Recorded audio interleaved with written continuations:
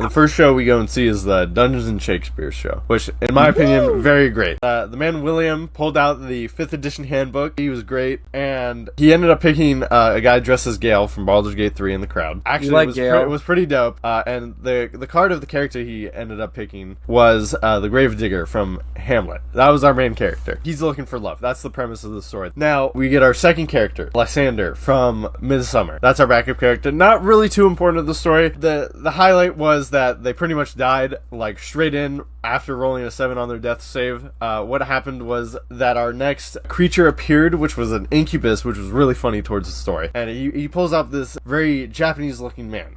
And he's playing all along with it. The first thing he said was like, "Do you know what an incubus is?" And he was like, "Oh, I know what an incubus is."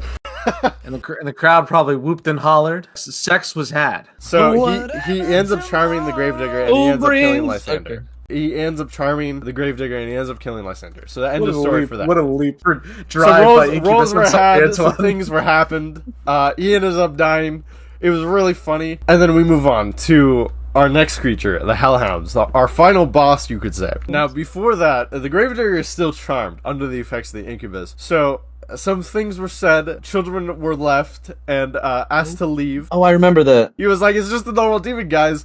I promise you, it just has big claws, big wings. It's just a normal demon. Nothing else to worry about." It's a fuck demon. So while under the charm effects, band. he ends up rolling a 16, and he succeeds, so he gets out. And he has the worst charisma stat ever, because he's the Gravedigger, right? So it was a big win. Everyone's cheering. Right before the Hellhounds show up, he gets a magic item. And it's a magic item from Hamlet.